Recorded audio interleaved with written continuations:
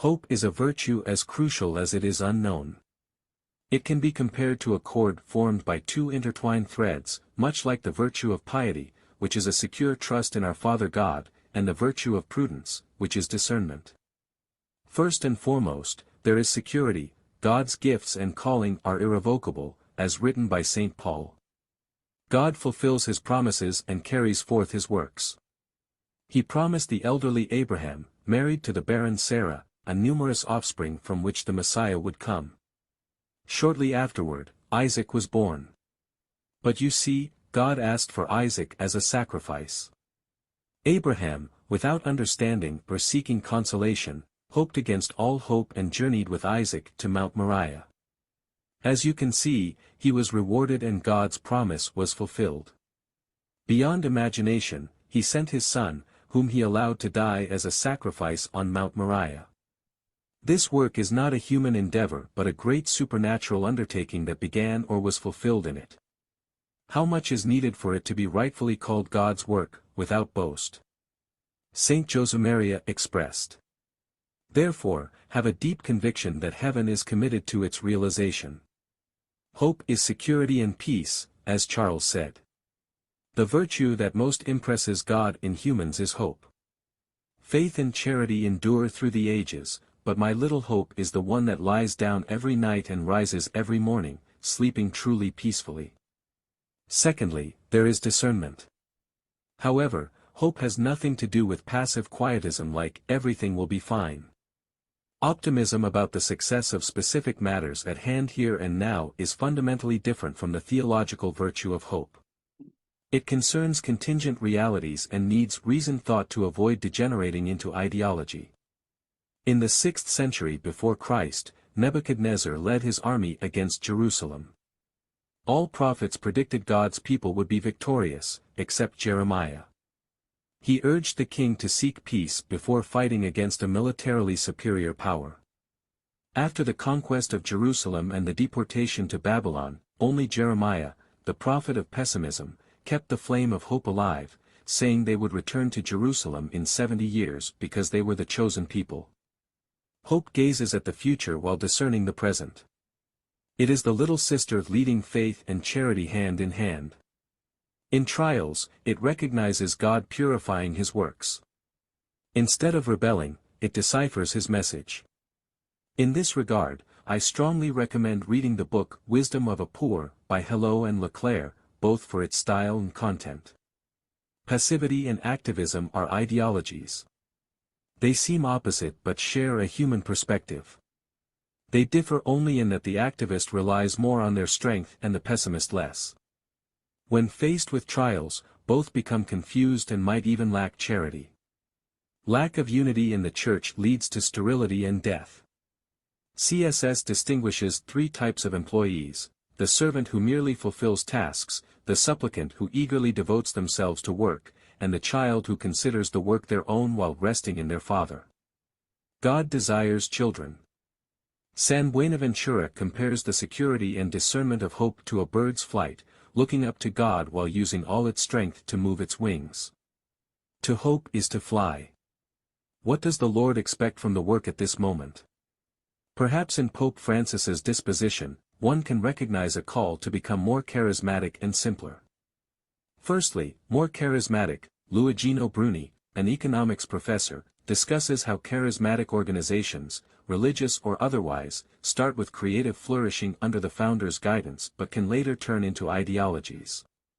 This moment may be an opportunity for the Opus Dei to embrace its charism and promote its evangelizing actions. To be more creative, to truly believe in their vocation, to identify with Christ through secular realities, to love the postmodern world, and to develop a creative fidelity. Perhaps the work has gone through a similar process after the passing of Saint Josemaria. Fidelity to the founder's spirit led to detailed regulations. Legal matters continued, gaining weight. This happened during a transition to postmodernity, which erases references and drives the search for security. All this might have caused rigidity in the work, voluntarism, and excessive regulation, potentially distorting the charism. At this moment, through Pope Francis, God might wish to protect the Opus Dei's charism and encourage its evangelizing actions, calling for more belief in their charism, which involves complete dedication in the world, identifying with Christ through secular realities, and becoming people of discernment. Secondly, the Lord might be calling the Opus Dei to become simpler from an organizational perspective. Pope Francis aims to confirm the Opus Dei's prelature in the truly charismatic context of the Church, aligning its organization with the Founder's teachings and the Council's ecclesiology on personal prelatures. This is to promote a governance based more on charism than hierarchical authority. The goal is to protect the unique gift of the work spirit.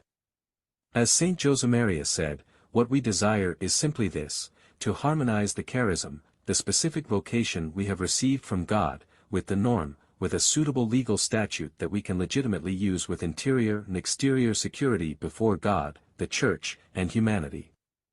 This move towards institutional or structural simplicity might be supported by three aspects. Firstly, the regulation in the Code of Personal Prelatures is concise and refers to their own statutes.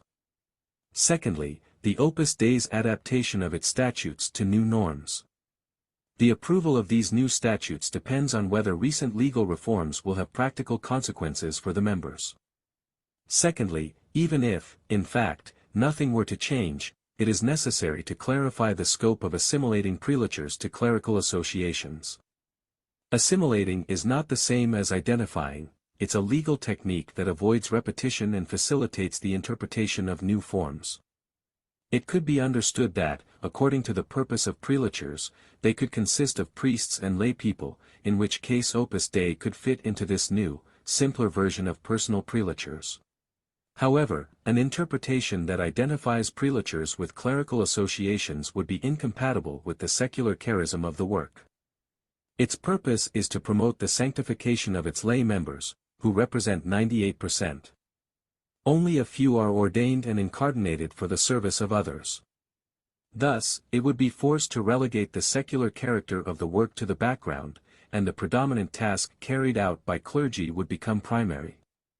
This would, in some way, be a step back to the approval of 1947 as the Priestly Society of the Holy Cross, associated with Opus Dei, which the founder requested due to its suitability in the 1917 Code for the Incarnation of Priests.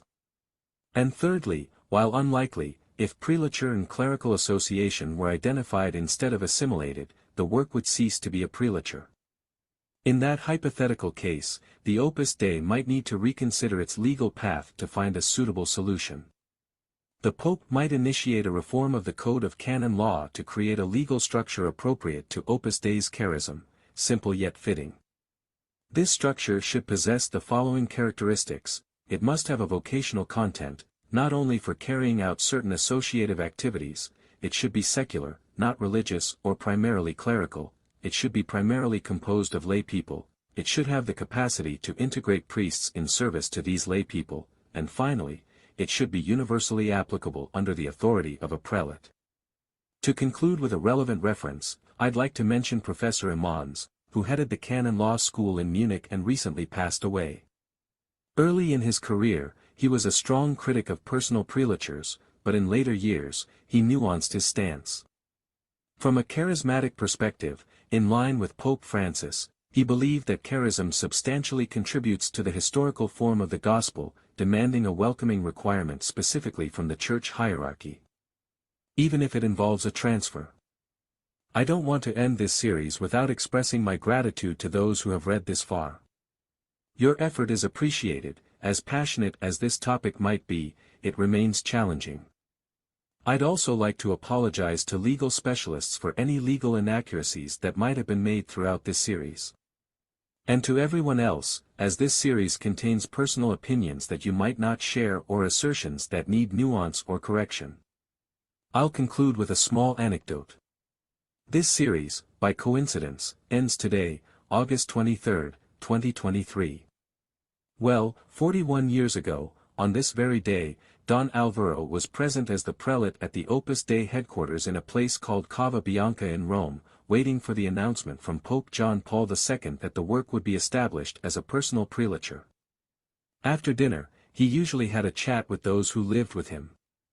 And one of these days, while awaiting the Vatican's call to announce the news the next day, someone remarked that the following day would be excellent because it's the feast of Saint Pius X, a saint the Opus Dei had chosen as an intercessor for its relations with the Holy See. But just then, the phone rang, and it was said that San Juan Pablo II would make that decision public the next day. Amidst this, someone mentioned that it was the 23rd of August, to which Don Alvaro responded, "It's astonishing." On August 23, 1971, San Josemaria had a locution, a message from the Lord. It said, "Let's go with love, joy, and confidence to the throne of glory to obtain mercy." Thus, he named the Virgin the Throne of Glory. They had this phrase engraved on a bas-relief on the exterior wall of the place. It depicted the Virgin crowned by the Trinity, with the date, August 23, 1971. And today, coincidentally, it's also August 23. Many years have passed since those days, 52 years since that August 23 and 41 years since Don Alvaro's comment. Yet the Virgin, the Throne of Glory, remains, always there for us to obtain mercy.